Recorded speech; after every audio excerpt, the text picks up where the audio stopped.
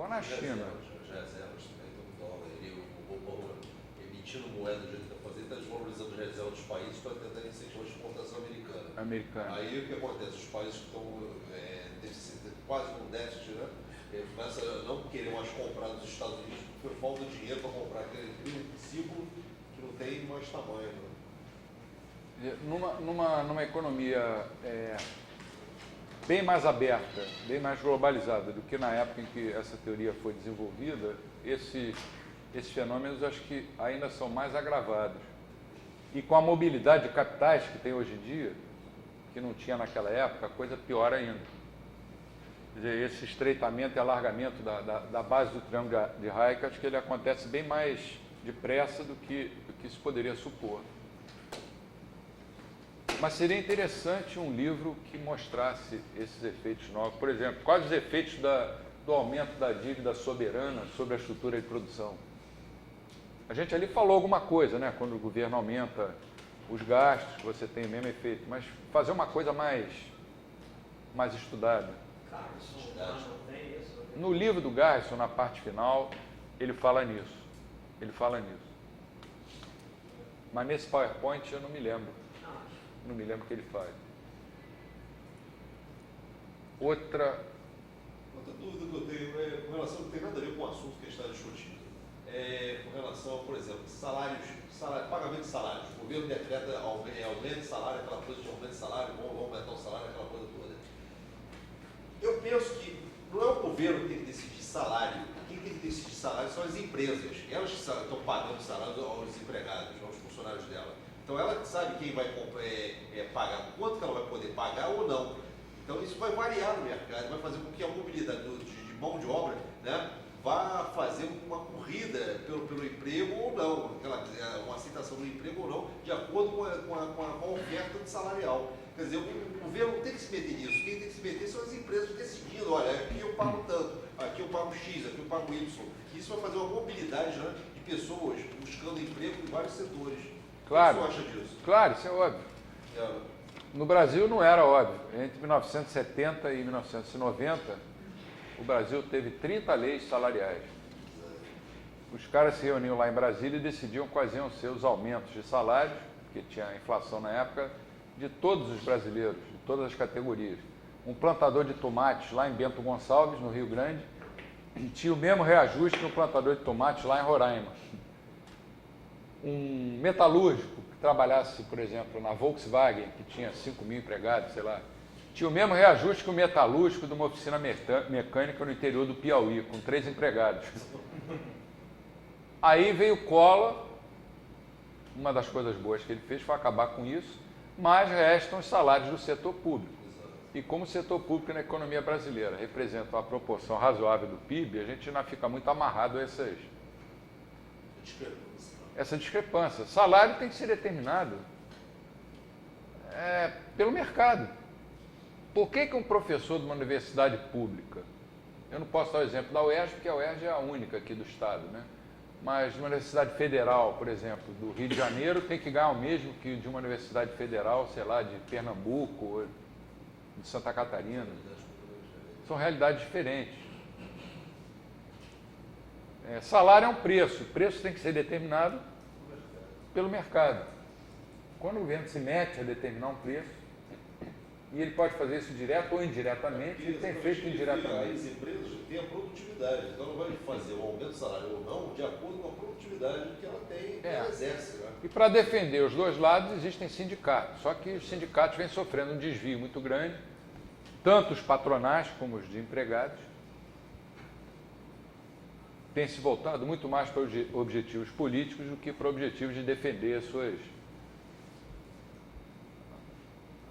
Como é que se diz? A sua própria razão de existência. Sobrevivência. O sujeito entra para um sindicato, vira diretor, não pode ser demitido. Public Choice explica isso. Não pode ser demitido, não precisa trabalhar o resto da vida. Fica lá no sindicato enrolando, fazendo política. E os sindicatos dos patrões a mesma coisa. Só ficam fazendo lobbies em Brasília para... Na hora de decidir os salários, eles inventam aquela palavra, aquela expressão mágica, mesa de negociações. Vamos sentar todos numa mesa em resolver tudo. Por que numa mesa? Não pode ser numa cadeira, num banco? Eu conheço uma associação aqui no Rio de Janeiro, a IPERJ, Associação das Indústrias do Estado do Rio de Janeiro, Codificação do Estado do Rio de Janeiro. Tanto o sindicato patronal quanto de empregado, o presidente é o mesmo. É o mesmo, você vê. O cara é patrão e empregado ao mesmo tempo. Legal. Sou professor desse curso, eu vou fazer a prova também. De repente eu sou reprovado. Na minha questão. Que eu não sei direito como responder. Porque tem muitas incertezas. Você ia perguntar. Então, com relação à incerteza, pegando o que você falou na aula outro dia, do Lasch, da questão do subjetivismo dele e tal. E aí eu te fiz a pergunta se ele fala na impossibilidade de prever o futuro e tal. Aí você vim com a dúvida de se então não poderia servir de análise do passado.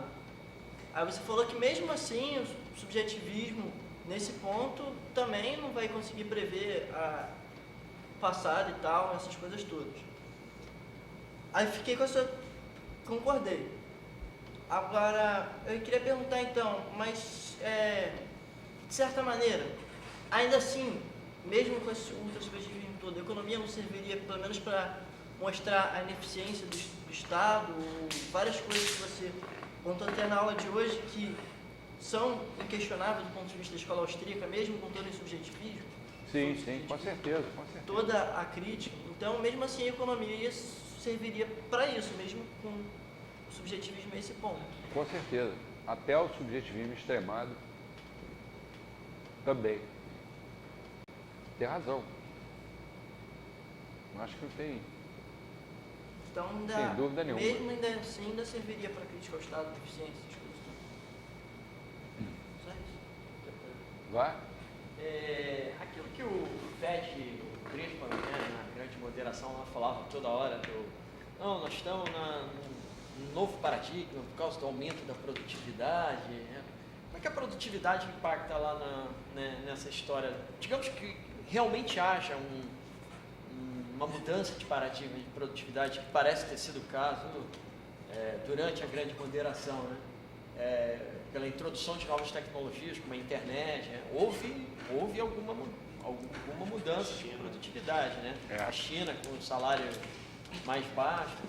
Como é que ela impacta? Ela tem um impacto mais ou menos parecido com uma mudança na capacidade de poupança? Como é que... Ela desloca, a gente vai ver na aula de amanhã no PowerPoint do Roger Garrison, ela desloca a fronteira de possibilidade de produção para cima.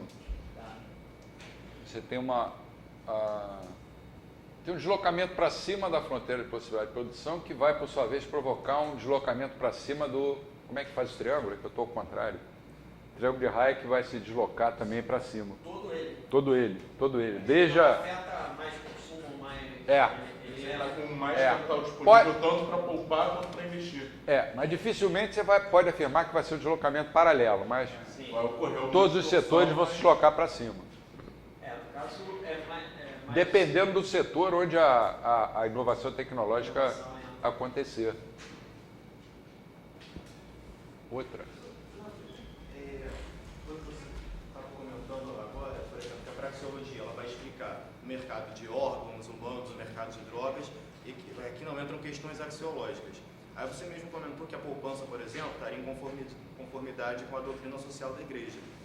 E assim, uma coisa que eu acho que eu reparo é que, por exemplo, você pega Max Weber, ele vai estudar exatamente isso, como é que o comportamento das pessoas, como é que a orientação religiosa ou ideológica, seja lá o que for, como é que ela impacta nas decisões econômicas e, consequentemente, também em toda a estrutura econômica. Então, assim, por que hoje em dia é tão negligenciado, eu acho, esse estudo? O máximo que você vai ver vai ser, sei lá, coisa do tipo pai rico, pai pobre, ou alguma coisa assim, que vai tentar te explicar dicas para você ficar rico, ou algo assim. Então, por que é tão negligenciado o estudo do comportamento e da influência da cultura no desenvolvimento econômico? É uma falha dos economistas, eu acho que na medida em que eles foram se afastando das origens da ciência econômica, que era a filosofia moral. Quer dizer, essa questão religiosa você pode incluir no âmbito até cultural, né?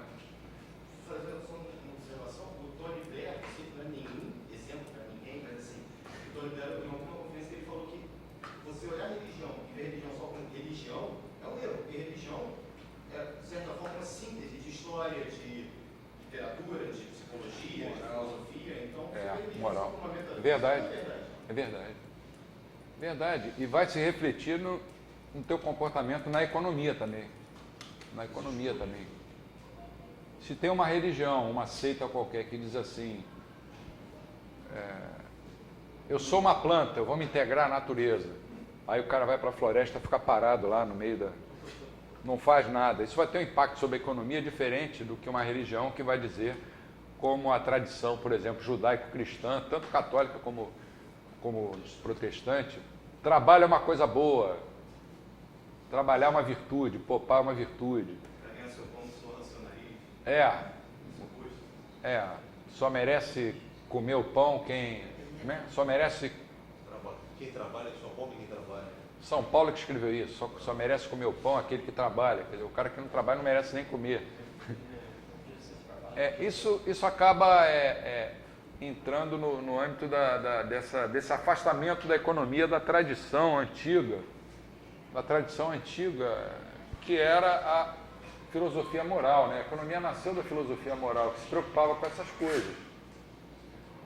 Eu tenho um colega a quem eu respeito muito, também seguidor da escola austríaca, que está escrevendo um livro, eu não me lembro exatamente do título, mas ele coloca assim, praxeologia versus ética. Aí eu sugeri a ele que colocasse praxeologia e ética. Por que versus? Naturalmente, ele está querendo dizer, ele conhece bem o assunto, que a praxeologia não se envolve com esses assuntos. Ela não quer saber se o mercado é de drogas ou se é de, sei lá, livros didáticos. Mas por que não? Por que não usar toda essa tradição que a gente tem ocidental, judaico-cristã, para ajudar a economia? Meira-Pena escreveu aquele livro, Da Moral e Economia. Da Moral e Economia. Meira-Pena. Embaixador Meira-Pena, que hoje deve estar com 94, 95 anos, mas está com a cabeça ainda de um garoto de 20 anos. É uma das mentes mais brilhantes que eu conheci. Em termos de cultura também, mora em Brasília. Ele só não gosta que fale mal de Brasília. Porque ele mora lá numa chácara que é uma maravilha, tem um jardim maravilhoso, eu conheci bem lá. Mas eu espero que tenha ficado clara essa exposição da teoria dos ciclos, e tenho certeza que amanhã a gente vai repetir as mesmas coisas com a metodologia do Roger Guerra, isso aí vai ficar bem gravado. Eu achei a aula de hoje mais pesada do que a de ontem. Engraçado, eu acho que a de ontem era mais pesada. Não, achei essa mais complicada para entender. A de hoje? A de ontem. Amanhã talvez fique um pouco pesada para quem não tem muita habilidade com gráficos, assim, porque o Roger Guerra usa gráfico com uma facilidade impressionante. Mas eu acho que ele vai explicar de outra forma tudo isso que a gente falou hoje. E aí fica a aula de quinta-feira para a gente discutir o que mesmo? Essas alternativas de sistemas monetários, a crise atual, vai ser uma aula mais de bate-papo. E sexta, uma aula de encerramento que vai ser mais rápida, falando o que seria uma sociedade, dentro do que você falou, uma sociedade livre e virtuosa. Virtuosa, sem misturar com religião, mas mostrando que a escola austríaca é aquela que mais se aproxima dos princípios judaico-cristãos. Sexta é a última aula. Vai ser sexta é a última aula. E depois a reprovação geral. Olha, eu vou ver se é possível no Sepuerge eu entregar as notas depois do prazo lá. Se for possível, eu posso até adiar o trabalho de vocês, que eu acho que vocês vão ter um fim de semana só para fazer, né? Da minha parte, tudo bem. Não tem problema. A gente quer formar austríacos bons. E pelo que eu estou vendo, vai conseguir. Então, podemos encerrar. Boa noite a tutti. Grazie.